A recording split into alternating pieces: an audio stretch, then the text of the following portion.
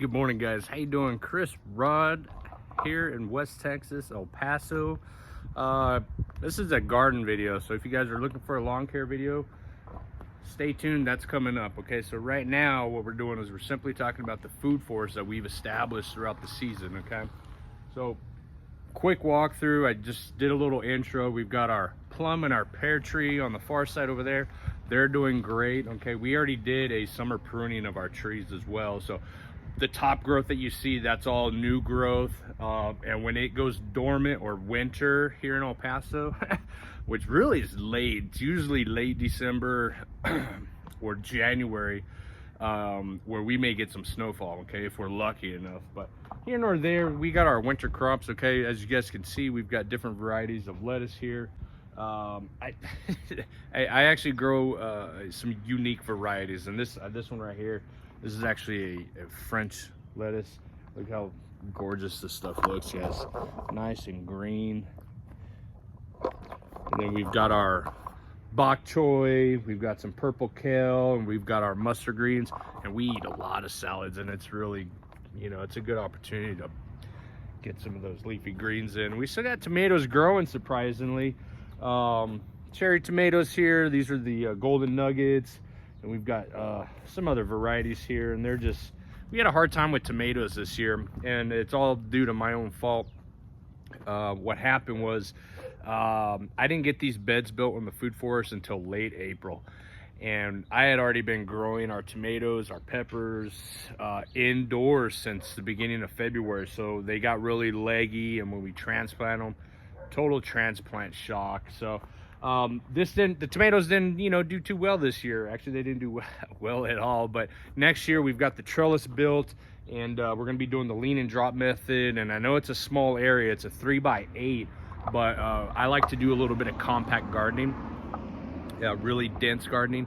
And we're going to see what we can get out of this after that soil has been amended, winterized, and let some of that good old mulch break down and decompose, feed the soil, and then we're gonna have a lot of good healthy soil for next season. I'm really excited about that.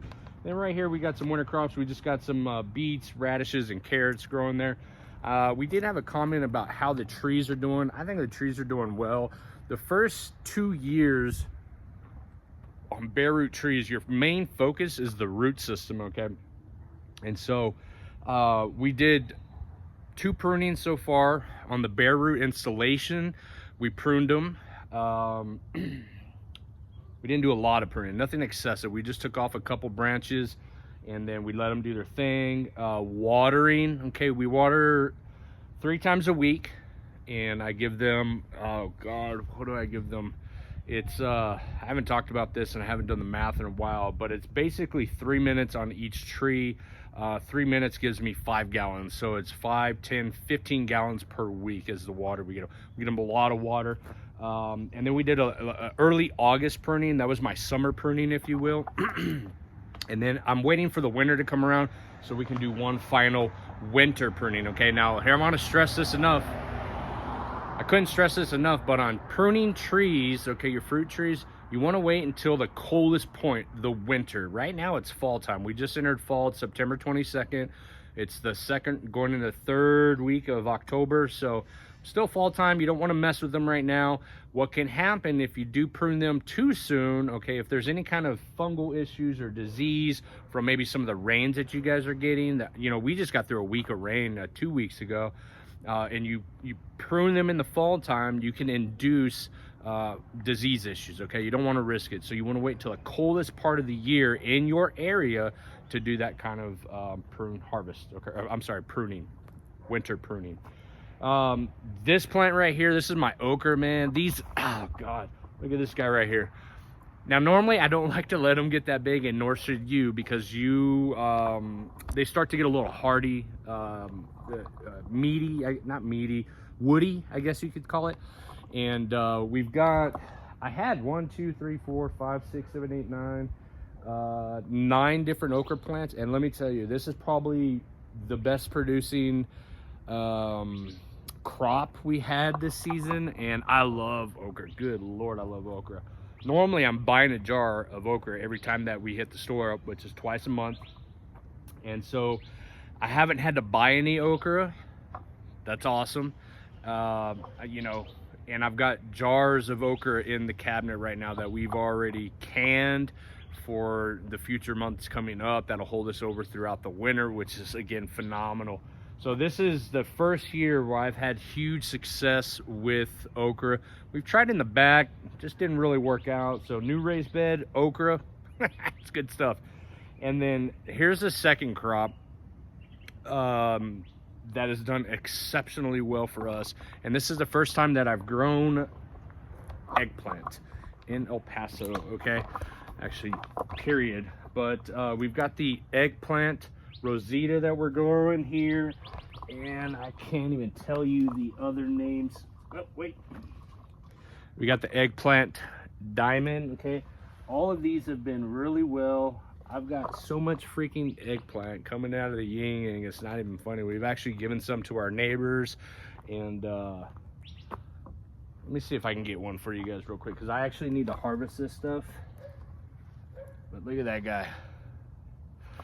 Nice palm-sized eggplants, okay? The black diamonds, I know you can grow them exceptionally long and well, but here's the mistake that I think I made is the companion planting of the okra and the eggplant and this colorful guy right here. This is actually a Chinese 5-color pepper plant. And they're all heavy feeders, okay? We always say heavy feeders. What the hell does that even mean? They like a lot of nitrogen, phosphorus, and the mistake I think was putting these big, massive eggplants next to these peppers. That 5-star or that 5-color Chinese pepper plant, they've just been these little peppers, nothing crazy. It's been great to look at, but you know, we want peppers, you know, good size, solid peppers. But the eggplant is just soaking up all the water and the nutrients and really starving that 5-color Chinese pepper plant. But this is my pepper bed, and I should have planted them here, but as you guys can see, we just ran out of space. But pepper's been coming out the wazoo all season long, and this is the oldest bed of the group. As you guys can see, we've got our summer squash. I did a late seeding of this one, and we have had some great summer squash. This is actually the first year we've successfully grown summer squash as well. Lots of sun compared to the backyard where we try to grow them, and it was too much shade. So this is definitely your summer squash. You want a nice sunny area, and we get, let me just see if I can show you. This is the south side of the property, okay? And we get this sunlight that peeks over the house, usually about this time, 8 or 9 in the morning, depending on the time of the year, the season. And it's all day long, and it gets probably about 12 hours of sunlight, and this thing took off like crazy. You see our 2 little last watermelons growing there, and then we had corn. This was a second harvest of corn, and this was a total fail as well.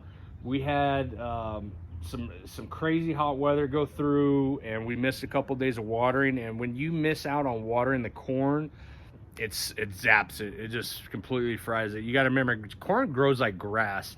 It technically is a grass, but it's got to have that routine watering. And if you miss that cycle of watering, it just it dies back. So, but that's fine, okay? And the reason why it's fine is because I actually will utilize that stalk and that debris to replenish our food forest ground area, okay? And I've actually got some of the previous corn stalks lying in between those beds down there, and we let it decompose, and it feeds this soil system that we have here on the ground. So that's it, guys. That's a quick run through of our food forest here in West Texas, here in El Paso, okay?